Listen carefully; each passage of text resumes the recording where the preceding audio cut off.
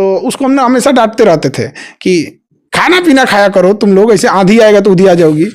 तो एक बार दबे अंदाज में कही थी कि उतना घर से पैसा नहीं आता है। मतलब बच्चों में ये एक उस लड़की की हम बता रहे हैं, ऐसे लाखों बच्चे हैं जिनके पास सोचना पड़ता है कि एक के टाइम का खा लेते हैं, और सोचते रहते हैं कहीं भंडारा लगा है तो जाके खा लेते हैं। उनके पास पैसा है। जब उसकी सैलरी आई ना 90,000 की 80,000 रुपये आई थी यहाँ पे, तो आई थी मिठाई लेके, और उसके खुशी का जो चेहरे पे अंदाज था, जानते हैं सर 80,000 रुपया महीना में धड़ाक से आ जाता है। मतलब उसके चेहरे पे वो जो खुशी थी कि जिसको ये सोचना पड़ता था कि हम खाएंगे ठीक से कि नहीं। और कहिए सर पापा ना कपड़े की दुकान पे, किसी के कपड़े की दुकान पे नहीं होते हैं हेल्पर दिखाने वाले होते हैं कि हाँ देख लीजिए पिताजी ये वाला काम करते हैं, हम पिताजी का काम छुड़वा दिए। इतना मतलब खुशी होता है ना कि तब लगता है कि ये सब करोड़ों, ये दुआ जो मिलेगा ये करोड़ों में कोई नहीं खरीद सकता है। आज भी कोई बच्चा है तो वो कह सकता है कि मेरे लिए खान सर है, हमारा कोचिंग है उनके लिए, और लड़ा है इंसान उसके लिए। देखिए एक चीज होता है कि कल को कोई कोचिंग खोल दे, कर दे कि हम 50 रुपए में पढ़ाएंगे, तो स्टैंडर्ड नहीं ना मेंटेन कर पाता है। दुनिया का सबसे बड़ा कोचिंग है कि स्टैंडर्ड जिस जगह पे है वहां से अगर हम 200 की चीज को 2000 भी करेंगे तो लोग मजबूरी है आएंगे यहाँ। तो उस जगह पे खड़े होकर आप तो वहां पे कर सकते हैं। यहाँ पे एक बड़ा वो फेमस कोट है कि हमको बड़ा खराब लगता था जब ये महंगी फीस ली जाती थी, लेकिन एक कहावत कहा जाता था, if you don't like the rule follow the rule, go on the top change the rule. तो हमें शुरू से ये बड़े फीस के खिलाफ थे हम लोग। तो हमने कहा कि कभी मौका मिलेगा तो इसे चेंज करेंगे। तो जब हम भी आए एजुकेशन के टॉप पे तो हम भी चेंज कर दें। तो मैं इसी सवाल पूछ लेता हूँ कि आज की शिक्षा प्रणाली में सबसे बड़ा दुविधा क्या है? सिलेबस, टीचर, या फिर सिस्टम? तीनों दुविधा है। टीचर अपन बहसबाजी में लगल है कि हम सबसे विद्वान है। भाई विद्वता अपना घरे रखो। हमारे जैसे लाखों टीचर पढ़े होंगे लोग इंडिया में, भारत में शिक्षकों की कोई कमी नहीं है। आप विद्यार्थी के जीवन में क्या चेंजिंग लाए? क्या आप उसकी फीस डाउन कराने में इंडिया लेवल पे योगदान किए? उसको उसके टू द पॉइंट क्वेश्चन पढ़ाने में योगदान किए कि आपका पढ़ाया हुआ सीधे सीधे क्वेश्चन आ रहा है? एक बच्चे को क्या चाहिए? हम कम फीस में पढ़ाएं, आराम से समझा दिए, कितनों गधा है समझ गया, और जो पढ़ाए धाए दे क्वेश्चन आ गया। इससे ज्यादा टीचर का क्या रोल है? कुछ नहीं, कुछ नहीं है यहाँ पे। अभी हम लोग पढ़ाए थे ना, इतना क्वेश्चन आ गया था ना, केस कर दिया था हम लोग के ऊपर कि इनके यहाँ से पढ़ाए हुए में आ गया। बड़ी दुख हुआ कि एक शिक्षक लोग केस कर दिया मिलके। तो बड़ा आपको समझ में नहीं आता कि हम क्यों लड़ रहे हैं, क्यों। और जब ये सुप्रीम कोर्ट तक आ गया मैटर, तो कई बार अजीब सा लगता था, क्योंकि इंडिया में लोग बड़ा जल्दी जज कर लेते हैं कि कल को सुप्रीम कोर्ट बुला के पूछे कि काहे ऐसा पढ़ाए थे कि आ गया। तो हाँ, मतलब अगर खबर आपके खिलाफ बन गई तो एक धारणा बन जाती है, वो सही है गलत है क्या है कैसी है, उतना तो वो जय भी नहीं करता, उतना कोई समझता नहीं यहाँ पे। हालांकि सुप्रीम कोर्ट के जज डांट के भगा दिए यहाँ पे। तो पढ़ा रहा है क्यों आदमी यहाँ पे? उन्होंने एग्जाम्पल भी दिया कि हम लोग भी जब पढ़ते थे तो एक सामने कोई बुक्स आती थी जिसमें हम लोग को पता था कि इससे क्वेश्चन आएंगे, तो आदमी पढ़ाता ही किस लिए यहाँ पे? तो हम यही मेन, तो टीचर का यही, इसके सिवा टीचर का क्या काम है? अब कोई कहेगा कि संस्कार सिखाना चाहिए शिक्षा के लिए। ओसामा बिन लादेन भी बहुत पढ़ा लिखल था।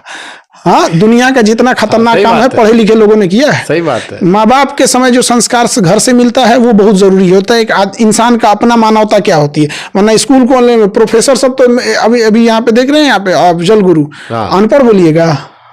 हाँ, ज्यादातर आतंकवादी जो पढ़ा लिखा जितना बड़ा घोटाले हुए सब पढ़े लिखे लोगों ने किया है। तो एक शिक्षक सिस्टम का क्या चीज है कि देखिए, एक जरूरी चीज क्या होती है ना कि एजुकेशन के बदौलत अगर आप अपने परिवार का पोषण नहीं कर पाए हैं तो लोग का एजुकेशन से मनोबल टूटेगा, भरोसा टूटेगा। तो जो सरकार में बैठे लोग हैं, जो सिस्टम चला रहे हैं, उनको बच्चों ने अपने जीवन का सबसे बहुमूल्य समय दिया जब वो ग्रेजुएशन पे थे। 18 से 25 साल का एज जो होता है, ये किसी की जिंदगी का सबसे महत्वपूर्ण दिन होता है। इससे कीमती चीज कुछ नहीं है। ये वो अपने कॉलेज, अपनी यूनिवर्सिटी को दे दिया। बदले में यूनिवर्सिटी ने क्या दिया?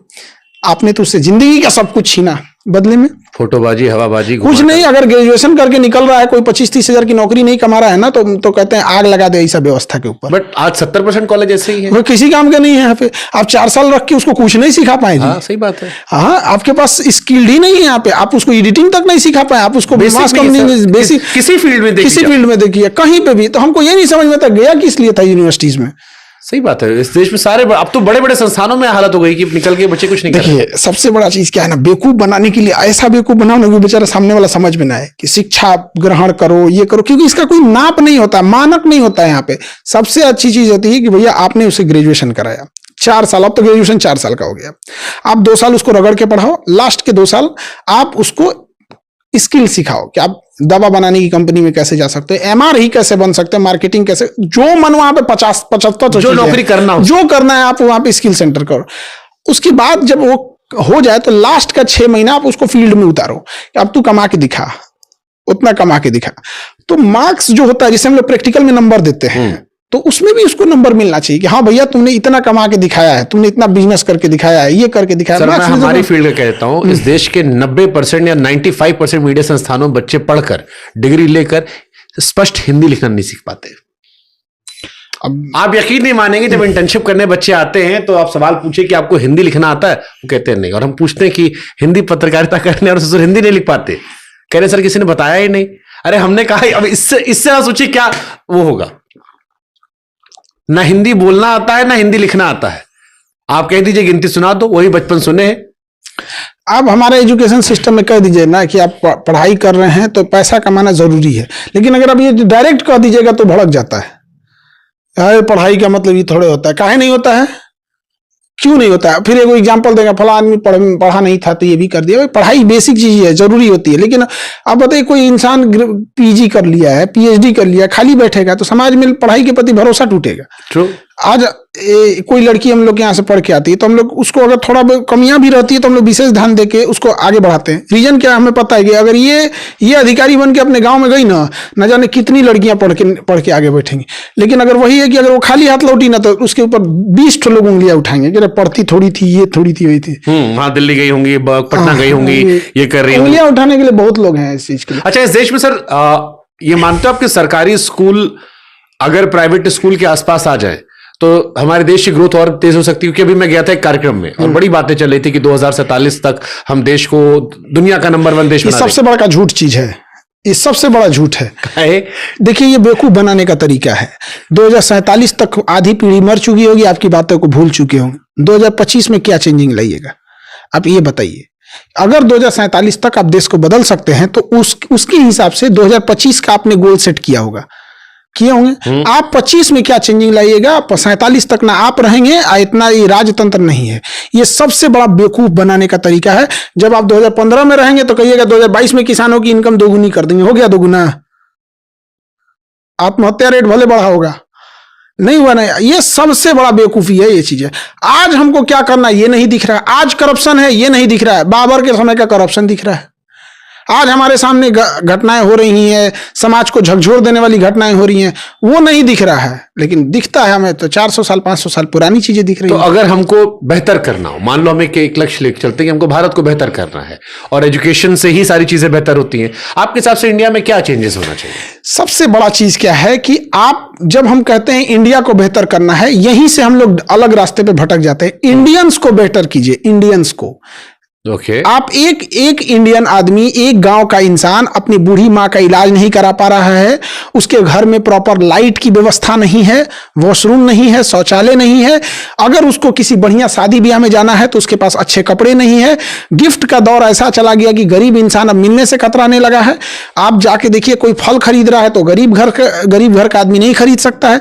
गरीब का खाना अलग है, अमीर का खाना अलग है, गरीब का हॉस्पिटल अलग है, अमीर का हॉस्पिटल अलग है। ये सब चीजें चेंज कीजिए, देश अपने से चेंज हो जाएगा। लेकिन अगर गुमराह करना है तो हम देश बदलेंगे, मतलब इन्हीं देश बदल देंगे लोग, मतलब देश में कोनो जैक लगा के उठा देंगे देश को। देश बनता है देशवासियों से, आप उसका चेंज कीजिए। महिलाएं जो हैं उनको कोई आगे बढ़ाने के लिए नहीं, अगर होम इंडस्ट्री चालू हो जाए, जो घर की जरूरत की चीजें हैं यहाँ पर, महिलाएं उसमें बढ़ चढ़ के भागीदारी लेने लगे। आज देखिए हर जिला में अगर सरकार एक बड़ा सा 10 एकड़ का जमीन ले ले हर जिला में, कि वो मार्केट में जितनी भी दुकानें रहेंगी वो औरतें ही उस दुकान को चलाएंगी, तो उसमें एक इकोसिस्टम बन जाएगा। उसमें 1000 दुकानें आप खोल दीजिए कि उसमें जेंट्स नहीं चला सकते। तो जो अभी पहली पीढ़ी जा रही है बिजनेस में, वो तो अपनी बेटियों को वहां कर सकते, भाई तुम्हारे लिए अच्छा है एक भी जिला में नहीं है। लड़कियों के लिए कौन सा जिला, हर 5 जिला के बीच में एक गर्ल्स यूनिवर्सिटी होनी चाहिए, विमेंस यूनिवर्सिटीज होनी चाहिए, है नहीं है। देश 47 में कहां से डेवलप कर देंगे लोग यहाँ पे। मतलब देश में 10% लोग हैं ऐसे जिन्हें समझ में आता है कि सामने वाला झूठ बोल रहा है, लेकिन लोकतंत्र चूंकि भीड़ तंत्र हो चुका है, 90% की आवाज ज्यादा सुनाई देती है। हम देश की बात करें, यहाँ बूढ़ा इंसान, कैल्शियम की कमी, जब आपको लंबे समय तक 20-25